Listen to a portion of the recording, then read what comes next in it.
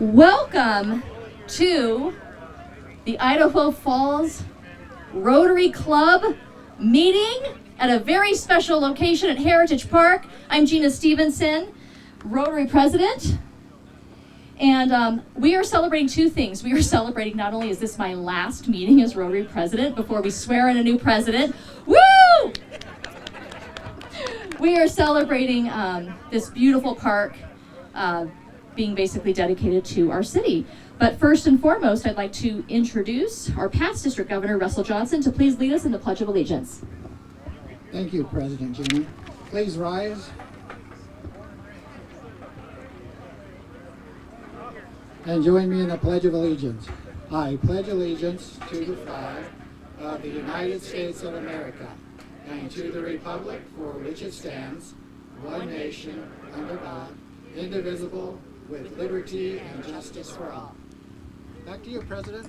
Thank you, past District Governor Russell Johnson. Next up, we have a very special song, "Speedy Quick" by Mr. Lauren Dixon. Do we have a special celebration song? You guys, this is one of the things that we love about Rotary is a sense of community and who we are and coming together on special occasions. So again, Josh, happy birthday. As I mentioned before, we're doing a very, very condensed version of our Rotary meeting because we have some very special program today. Up next for just club announcements, I have 3 prospective Rotarians up for membership. I want to quickly read their names before we move on to today's program. Third reading for Wade Stanner, proposed by Mr. Bud Craner. Third reading for membership, Candace Mitchum, proposed by Gina Stevenson. Third reading for membership, Paul Baker, proposed by Jeremy Crook. And as a friendly reminder to our Rotarians, we will not be having our regularly scheduled meeting next week in celebration of the 4th of July holiday.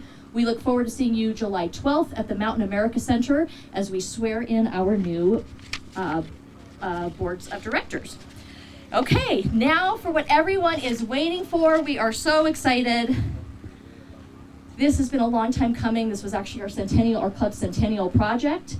And to kick us off, I would like to invite Ms. Rebecca Casper, Mayor of Idaho Falls. Thank you so much. Thank you, Gina. This is such a wonderful site. This is probably one of the largest ribbon cutting turnouts we've ever had, and it may be one of the most recent largest Rotary Club meetings we've had in a while too. It's just nice to see everybody here on such a beautiful day. It's my privilege to offer an official welcome to everybody here on behalf of the City of Idaho Falls. And I am assigned to take a moment and recognize many of the special guests who are here today who in different ways have played a key role in making this grand opening, I should say, this grand opening of this park possible. First of all, I wish to just thank the Idaho Falls Rotary Club and acknowledge that there are a great many Rotarians here, and if you're eating lunch today, I think it's on Rotary. So thank you so much for that. If you clap, I'll never get done, so no clapping. We will save it till the end. The gratitude is implied, okay? City council members, I want to recognize that all of the city council members are here today, save one who is on travel, but I know that his heart is here. So we have Jim Francis, Jim Freeman, Tom Halley, Lisa Burtonshaw, and our City Council President, Michelle Zildingman. We also have former City Council members Kent Taylor and Ida Hardcastle, who are here as well. I noted in the crowd we have sitting legislator Josh Wheeler. We also have former legislator Jerry Shively, and so if any other elected officials are out there, thank you for being here, and you can kick me later for not seeing you. Brothers Stafford Smith and Woody Smith, we owe a special debt of gratitude to them because they generously donated the property at this beautiful and very special site. Okay, gratitude implied, but applause okay. Matt Morgan and Mont Sirkovich, also I want to recognize them because of their project down the road. They had some excess topsoil that or fill that they were able to donate that allowed us to level out some of the places here that needed leveling out. I want to recognize, and I didn't see Courtney Lydiard, but I saw Eric Isom and Tana Barney here. They are leaders with Ball Ventures and have been rather involved in helping this park happen. Over the years, you know that Ball Ventures is owns and has brought Snake River Landing to our community, and they've helped this part of town to absolutely blossom over the last couple of decades. And it was important to them that this park happen, and we owe them a lot of gratitude for making it happen and for stepping up financially to make that happen. And you'll probably hear more details on all of these later. I also want to thank local media representatives for being here and helping us to tell this story, because it is actually a very satisfying story to tell, the story of Heritage Park. And it's also worth noting that there aren't very many local media representatives out there in general anymore anyway. And so to get several of you here in one place, that's saying something these days. So thank you for making the effort to be here. Very quickly, I will say that this is a satisfying story because it's not, well, we didn't have an old-fashioned barn raising to make this park happen. It's more like an more of a modern park raising that happened here to make this park happen.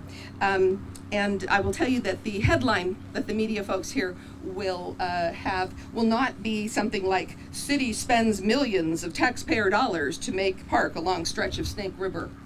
Right? That won't be the headline. The headline instead is going to be, or should be, something along the lines of, this park came about because of partnership. The partnership between businesses, Rotarians, or a nonprofit entity, and the city, and multiple. I don't know how to stop that, sorry. Anyway, multiple players brought this about.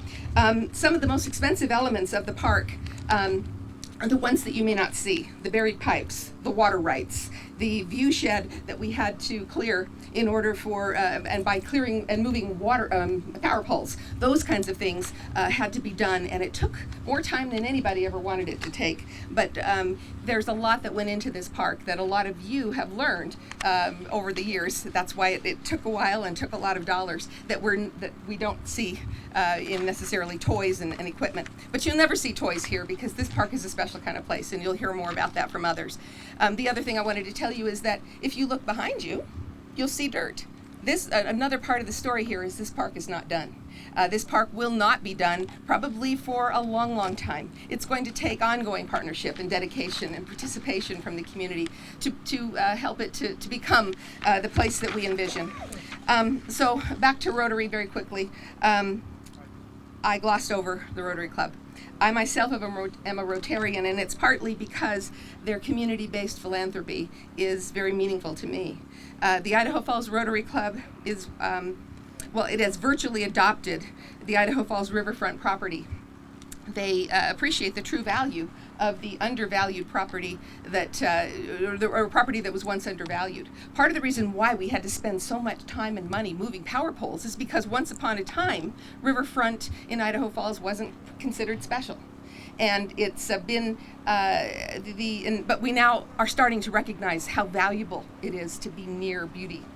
And we're willing to pay for it now. In some cases it costs a little to reclaim some of those spaces. But it's the Rotarians who, for 25 years, have been doing community service to raise money to donate to the city to build out and reclaim the view shed and the experience of being by the river.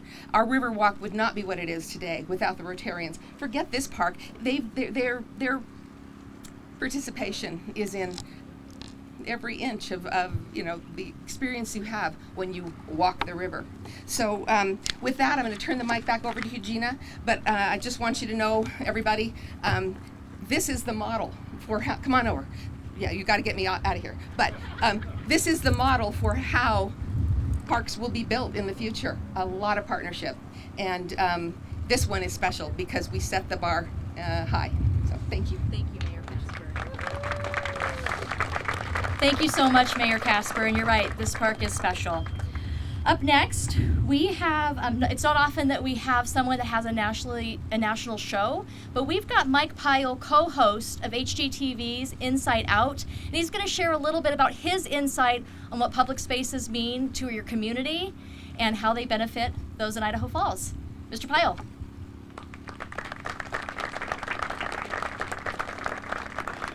Hey guys, probably wondering why a D-list celebrity's in front of you right now. That doesn't really look like a nice guy, but trust me, I'm a nice guy. It's really hard to say no to Gina because of her passion. So that is why I'm here today. And just going to tell you a little bit about community. And I'm from California. Not a lot of community in California, I'll tell you that right now. Idaho has, since I've been here, you see the community, you see the relationships and the beauty in it all. And creating this park, creating a safe place for families, for new moms to meet other new moms, to create experiences and relationships and build on those relationships is just something that is so dear to my heart. And I know it's dear to everyone that was involved, because this came together. Like the mayor said, it wasn't taking those tax dollars. It was actually people coming together, wanting to create community and wanting to really build something beautiful. And this is just the first phase of it. There's so much to come. I was reading some articles this morning on everything that you guys plan on doing to this space for the kids, for just really everyone to enjoy for so many years to come and create a safe place for everyone. That's really all I have to say, and I appreciate you guys for having me. And once again, congratulations on such a beautiful, beautiful space. Thanks, Mike. Up next, I would like to introduce our director for the departments of Idaho Falls Parks and Recreation, PJ Holm. Thanks, PJ. All right. Thank you, Gina. Thanks, Mike. Appreciate the words about our community. It's totally what you say. It's, you can see community when you come here. You can feel community. And care about those around us. So thank you for recognizing that. Just want to start out by saying thank you so much to everybody who's come. This is a great turnout for today's ribbon cutting. It's a great day to celebrate such a fantastic community asset, and something that I hope that our community really embraces and sees this as their own, because it has taken a lot of partnership, a lot of time, a lot of effort, a lot of dedication from across the board. Everybody that's worked on this project has put so much effort into this over the last few years. And as you can see, we've got a lot to do still. But I want to start by thanking all of our amazing sponsors, our donors, our contributors, and everyone that's helped to make today a possibility. This is a real exciting day for us. It's an exciting day, I think, for Rotary, and a great day for our community, adding new green space and a new park to our list of already fantastic parks that we offer. One of the best things about my job is that I get to do these exact things. I get to be part of growing our community in a healthy, great way that improves our quality of life. It improves the health and wellness of our residents, and I get to meet all these and see so many people from our community every day in such a great fashion. And more than that, more than anything else, I get to lead an amazing department in the city of Idaho Falls. Our Parks and Recreation department is absolutely phenomenal, and our staff is by far. Thank you, and they deserve every bit of that. Our staff is by far, some of the staff that in this community. If you ask us to do something in Parks and Recreation, you won't hear why we can't do it. We figure it out, we buckle down, and we make things happen in Parks and Recreation. So all the guys over in blue, all the gals over in blue, over on the backside here, they never like to take the limelight. They never like to be in the spotlight, but they are the backbone of our community and the backbone of the beautification and the quality of life that we have here. So if we could do one more round of applause for our Parks Division. Fantastic group of people to lead. I want to thank our community for being patient as we've slowly turned this underutilized riverbank property into a gem that will be cherished for generations to come in our community. Our kids will remember this park. Our grandkids will be able to play in this park, and will one day, look at it and say, I am so glad that the city did not pass up an opportunity to grab such a beautiful piece of land and make such a cherished asset for our community. And so I hope that everybody recognizes that you, your kids, your grandkids, we hope everyone will absolutely enjoy this park and utilize it throughout the years. I want to say thanks to the Smith brothers, both for donating this property. Couldn't have been done without you guys. Thank you so much. Thank you to Courtney Eric, Tana, the whole group over at Snake River Landing, Ball Ventures, for everything they've done, their support, their donations, their commitment to this project from the get-go.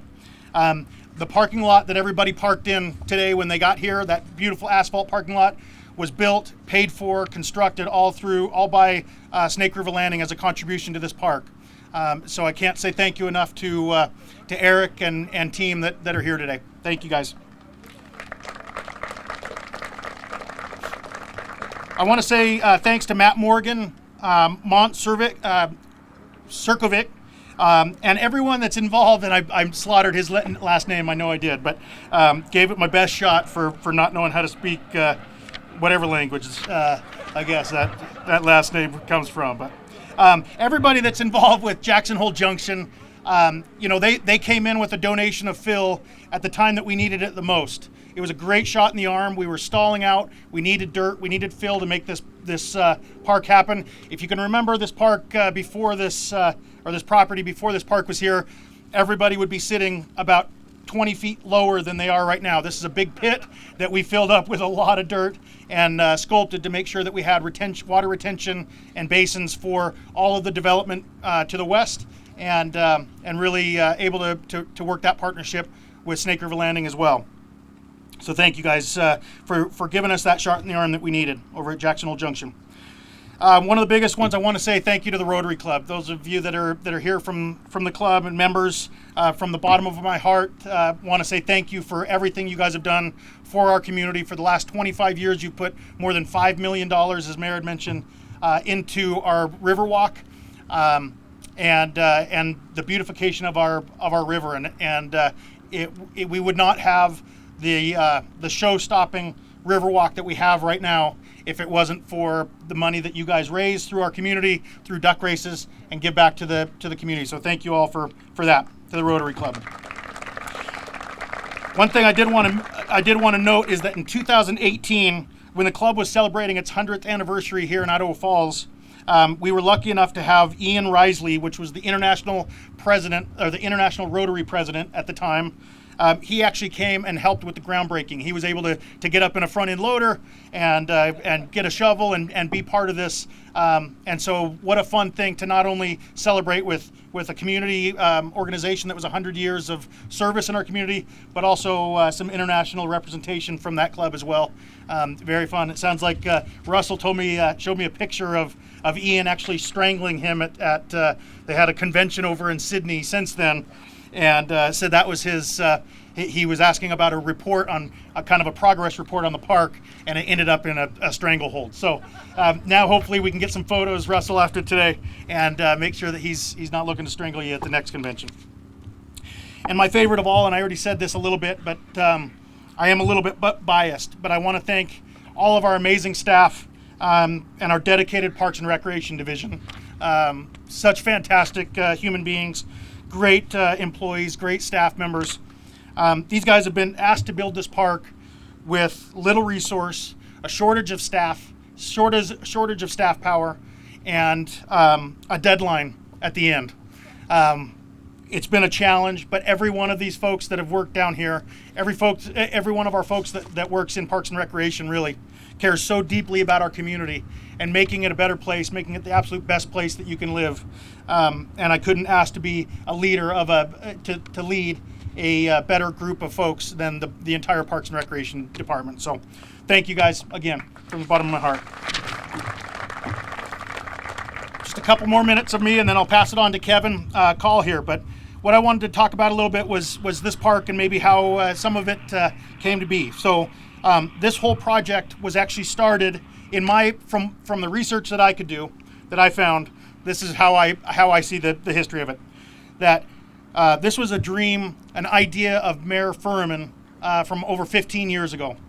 So at a random Rotary meeting, after a random Rotary meeting in 2008, Mayor Jared Furman grabbed Kevin Call and said, "Hey, would you take a ride with me and go look at something?" Kevin got in the truck. They drove down through what was a start, I guess it was a freshly, still in the early stages of development, Snake River Landing. So the pier was in, some of the buildings, some of the parking areas were in. Jared drove Kevin down Milligan Road to the end of the road down here, stopped and looked over this property and said, wouldn't this be a great spot for a community park? From that point, there's been negotiations, there's been land donated, there's been property donated and equipment donated. And now here we are 15 years later, standing in that property in a beautiful beginning of what this park will look like in the end. But we're standing right here in that vision of what our prior mayor had. And so very exciting and fun to see 15 years later. It hasn't been easy. And as you can see, that we aren't done building Heritage Park. The framework of the park is now complete. The infrastructure, the ponds that we needed to hold retention or to retain stormwater when time needs. But it's going to take us a few more years to see the full realization of the master plan for this park. It is going to take us a few more years. But it is going to be our community's gem. This will be a gem in our community, and we're so looking forward to it. We encourage our community to come out and enjoy the park as it blossoms with streams, native vegetation, shelters, restrooms, park amenities, all things that will help make this park into its final vision. And that will take us a little bit more time. But we wanted to make sure to get this out to the community, that it is open, it is ready, and let the community know that this piece of property is open and ready for community members to utilize. Those of us that have been down here, those that work in here, see bicyclists and walkers and rollerbladers and fishermen every day in this park. I came down a few Sundays ago, and about noon on a Sunday, and there was 15 cars in the parking lot, just people out walking. I couldn't find a person. I mean, I could see a couple people in the distances, but everybody was doing their own thing, enjoying their nature in their own way around here. And that's what we love to see. So we're hoping that continues and we see more community members coming down and taking advantage of this beautiful place. The natural beauty of this setting is undeniable. You can't help but feel a connection to nature when you're down here, when you're walking around along the riverbanks, when you're down looking at the water rippling over the waterfalls on the north end. It is an absolute beautiful spot to be at, and such a great connection to nature. This is just my thought, but I would think that Mayor Furman is probably sitting up somewhere looking over us with a big smile on his face after having that vision of this park and now seeing it open, and all these people here who care about our community and care about this out here celebrating with us on this ribbon cutting day for Heritage Park. We encourage our residents and visitors alike to visit the park. Bring your families, bring your fishing gear, bring your lunch, bring a Frisbee, or just come out and lay in the grass and listen to the nature around you. It's a very tranquil place to be, and we hope to see everyone in our community down here. So I want to say thank you to everybody that came out today. I want to say thank you for all your support, and I'm going to pass it over to Kevin Call to make a few remarks before we cut the ribbon on this park. Thank you so much.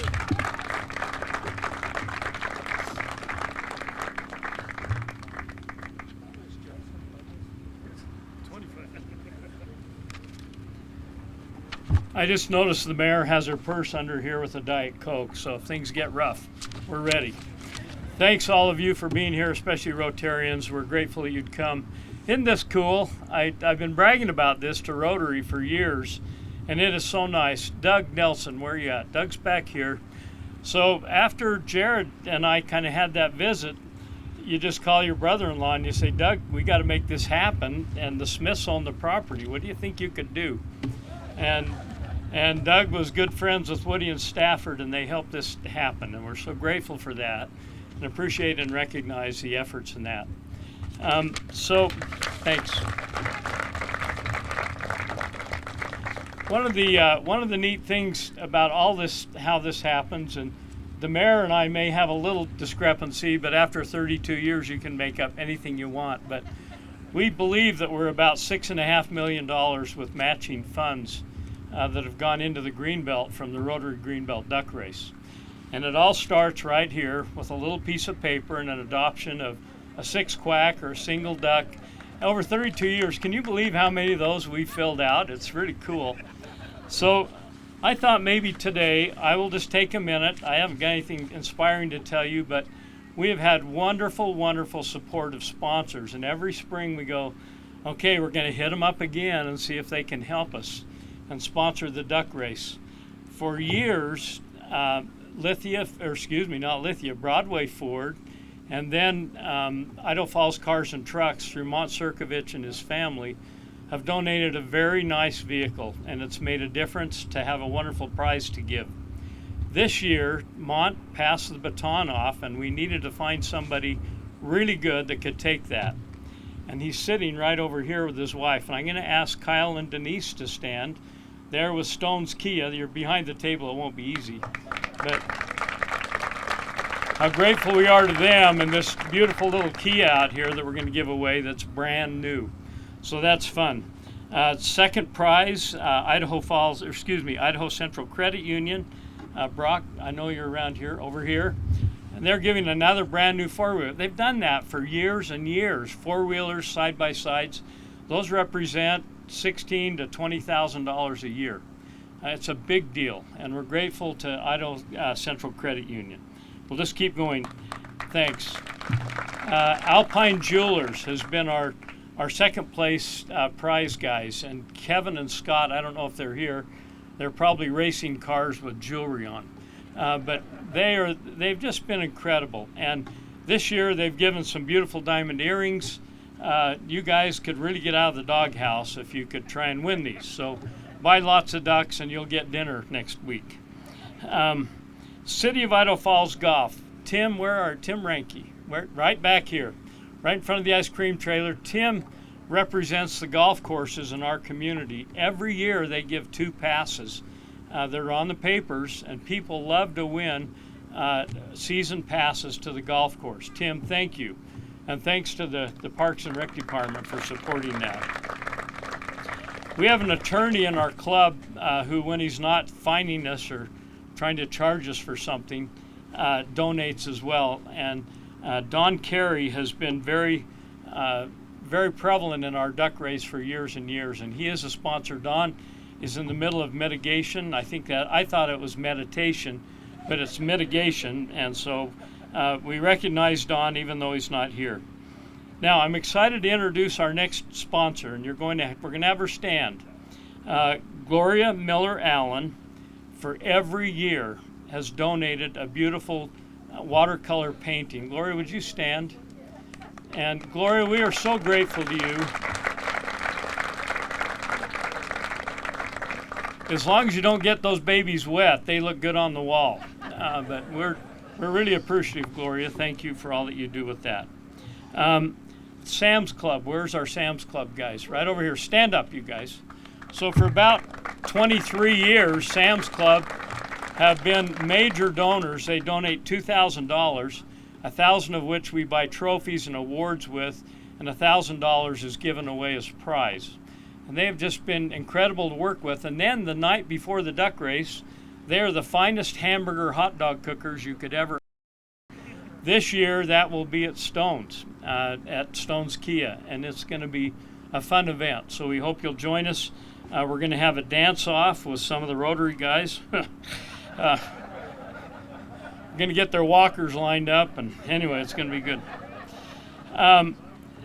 CCI Crane. Ted, are you here anywhere? We're grateful. Those ducks have to make it in the river. There's going to be 32,000 or 40,000, whatever it is this year, and they have to come out of a dumpster, and we're very appreciative of CCI Crane. You never think about that, but what a big deal. And the Mickle family has helped us for years and years, Ted and his brother. Development Workshop, I don't know if we have someone here from Development Workshop. Every one of those ducks have a sticker on the bottom. It has to be peeled and a new one put on so that we can run the race. Can you imagine labeling 31,000 ducks? So how important and wonderful that is. Bill's Bike and Run and Kelly Canyon. Do we have anybody here from them? Again, wonderful donors. We appreciate them helping us. I'm not going to show the obvious. I hope I don't get in trouble, but there's a little pile of dirt over here across the highway. Is it okay to say this, city? And that might be the new tubing hill, maybe. Okay, we're not going to say any more. But anyway, it's Kelly Canyon's doing that, and Bill's Bike and Run. It's going to be really cool, I think, this winter. So that's going to be fun. The Idaho State Fair, Chad Hammond, are you here? Chad has been able to wrangle that. Wonderful prize every year, and you can go and partake of the shows there. IE Productions, which is Chad Hammond. Okay, now we got a new guy in town who's come back to join us. Calvin Pike is the new head guy for Channel 3 and Channel 8. Did I get it right, Calvin? Good. And we are so excited. They have sponsored us for years and years. Steve Cannon was out on a horse trying to get people to come to this thing, and Channel 3 was doing it then. And so from the beginning of the duck race 32 years ago, it's been a wonderful thing. We've got another problem child who is with us. I know he's here somewhere. Roper, where are you at? Reverend Roper, right over here. He's got a microphone with him.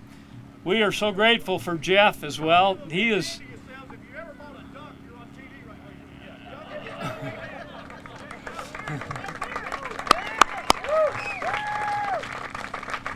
We're really grateful for Jeff and all that he does to help us, and some of the things he says are true. So, I know you will. And then he is also representing Sandhill Media because he's on CUPE in the morning. It's at 3 a.m., but he's still on CUPE. And no, he's the early morning guy, and we're grateful for Jeff. He does an incredible job for us. Josh, where are you at? Your birthday? East Idaho News. We're thankful for all that you do for us. And we got somebody else right here. Thank you. Thanks for East Idaho News and your support. And again, some of your stories are true as well, and we're grateful for that. Restaurants, I'm just going to read through them quickly. If you're here, please stand, wave your hand, because you've got to be acknowledged. They each give $250 or $500. Hilton Garden Inn, Yell Out, Garcia's, Firehouse Subs. They don't know they're a sponsor. They'll be surprised.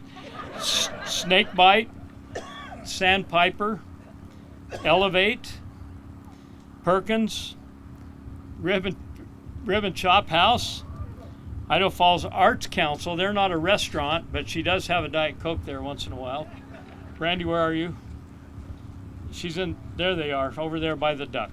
We're grateful. Museum of Idaho, Downtown Development. Catherine was kind of on the ground floor of helping that happen, and the Idaho Falls Symphony. Thank you, thank you, thank you. So if we could recognize all of our sponsors now, thanks. I hope that was interesting to you. It was interesting to me. At this time, we're going to go ahead and cut the ribbon. Is there anything else you need to know? I think we've covered everything pretty good.